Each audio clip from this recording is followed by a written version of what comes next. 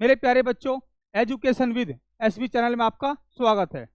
Worth का part आज 2 है, कल 1 पढ़ा चुका था, तो सभी बच्चे उस पार्ट को जरूर देखें। उसमें हल्की रेंज थी, इसमें थोड़ी सी रेंज पढ़ाई गई है और उस पार्ट को देखना जरूरी है क्योंकि उसमें मैं वर्थ का क्षेत्रफल सिखाया हूँ कि मैं डायरेक्ट कैसे करता हूँ। उसी आधार पर मैं यहाँ करूँगा क्योंकि मैं कोई फॉर्मूला नहीं लगाता। 2 सकेंद्रीय वर्त के व्यासों की लंबाई 8 और 10 सेंटीमीटर है। उनके बीच घिरे हुए क्षेत्र का क्षेत्रफल कितना होगा ये बताना है। तो आपको क्या करना है, पहले बड़े वर्त का क्षेत्रफल निकालो, फिर छोटे का निकालो, है ना, और बड़े में से छोटे का घटा दो, आपका बीच के क्षेत्र का आंसर आ जाएगा। तो व्यास 10 है तो परिधि हो जाएगी 10 पाई। क्षेत्रफल निकालना है इसका हाफ, तो ये आ जाएगा आपका 25 पाई। व्यास इसका 8 है तो परिधि हो जाएगी आपकी 8 पाई। क्षेत्रफल निकालना है हाफ इसका लो आप, 4 चौक 16 पाई, घटा दो आप, क्या आ जाएगा आपका 9 पाई। 25 में 16 गया 9 पाई। क्लियर है, आपका आंसर 9 पाई। जरा देख ले आप,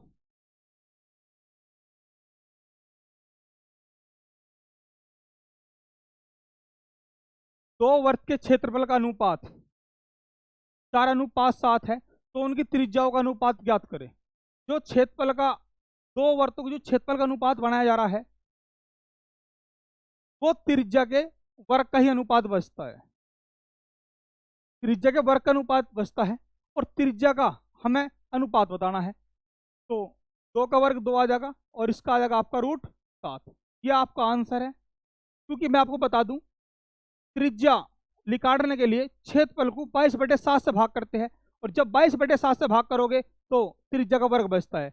आप ऐसा करना चाहो कर लो, 4 को 22/7 से भाग करोगे और 7 को 22/7 से भाग करोगे तो क्या बचता है, त्रिज्या का वर्ग बचता है। 22 से 22 गया, देख लो आप, 7 से 7 गया, तो ये आपका 4 और 7 जो बचा है वो त्रिज्या का वर्ग बचा है। क्लियर है, उसी आधार पे मेरे द्वारा आपको डायरेक्ट बताया गया है और ये प्रैक्टिकल कल आपको बताए गए थे, जरूर देखें पहली वीडियो आप।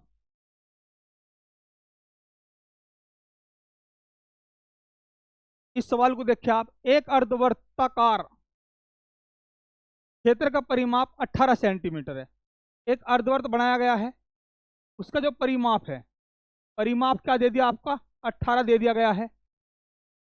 पाई बराबर 22/7 का प्रयोग करते हुए त्रिज्या कितनी होगी इसकी, आपको मेरे द्वारा बताया गया है कि इसका वर्त बना रहा हूं, अगर वर्त का व्यास 7 है तो 22 होगा।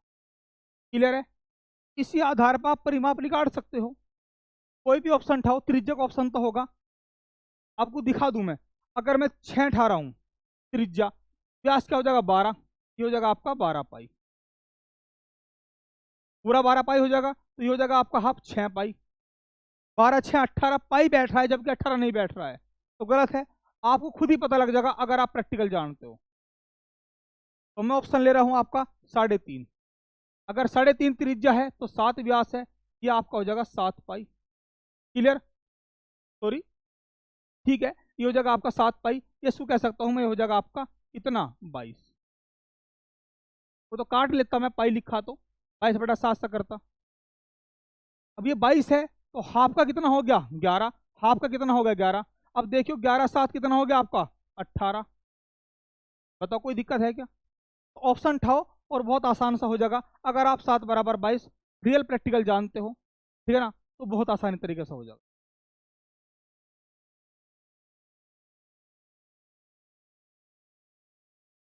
इस सवाल को देख ले आप, यदि 3 सेंटीमीटर त्रिज्या वाले 4 बराबर वर्त एक दूसरे को भार से स्पर्श करते हैं तो उन चारों वर्ष से घिरा हुआ संपूर्ण क्षेत्रफल कितना होगा। ये 4 वर्त बना रखे हैं, आपस में स्पर्श है,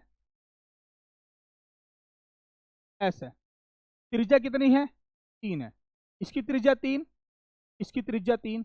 जब त्रिज्या 3 है तो यहाँ से भी 3 हो गए, ये भी यहाँ से 3 होगा। अब इस पे आओ, इसकी त्रिज्या 3 है, यहाँ से भी 3 होगा, ये यहाँ से भी 3 होगा और यहाँ से भी ये 3 होगा। अगर मैं इसको ऐसे दिखाऊंगा तो किसका निर्माण हो रहा है, एक वर्ग का निर्माण हो रहा है। तो वर्ग का क्षेत्रफल निकालो आप सबसे पहले, ये 6 है और 6 है, तो वर्ग का हो गया आपका 36, पूरे का 36 हो चुका है।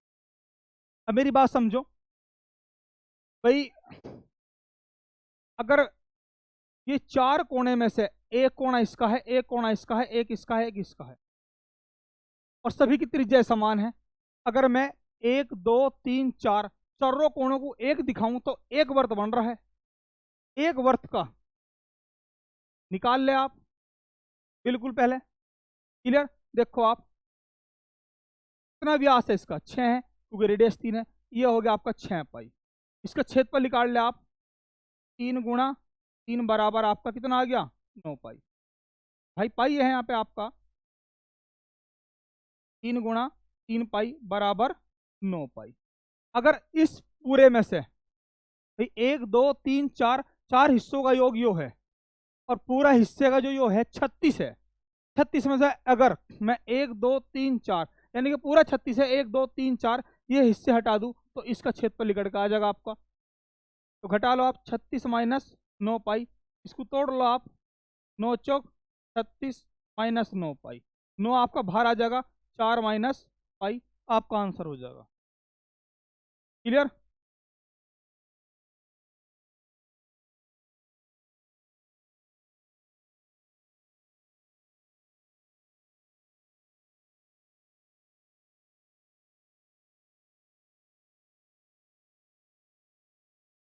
इस सवाल को देख ले आप, और इसका एक चित्र था, जो चित्र हमसे नहीं छप पाया है, तो मैं चित्र बना रहा हूं। ये ओ केंद्र है और रेडियस दे दी आपकी 12।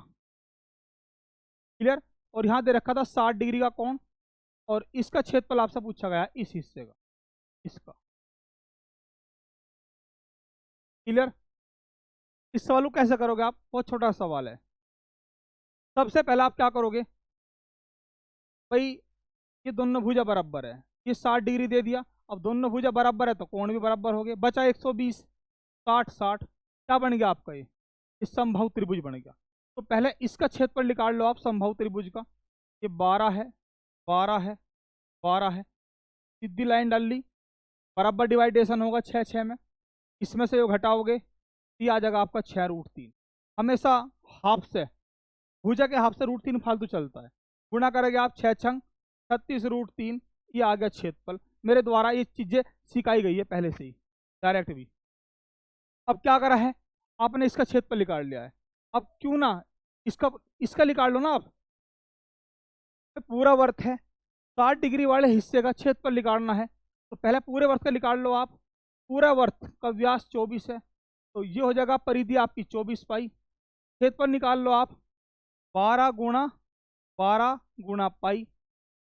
अब 60 डिग्री वाले हिस्से का निकालना है, पूरी गोल चीज 360 डिग्री की हो, तो 60 के हिसाब से कितने हिस्से हैं, 6 हिस्से है। तो क्षेत्रफल भी इसका छठा भाग निकालना है, तो 6 से भाग करा, कितना आ गया आपका 2, 12 दूनी 24 पाई, तो पूरे का आ गया आपका 24 पाई। अगर मैं इस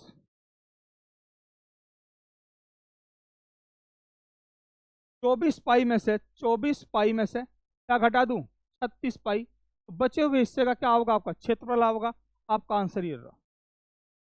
तो वीडियो अच्छी लगी हो तो शेयर करें, आप कमेंट करें।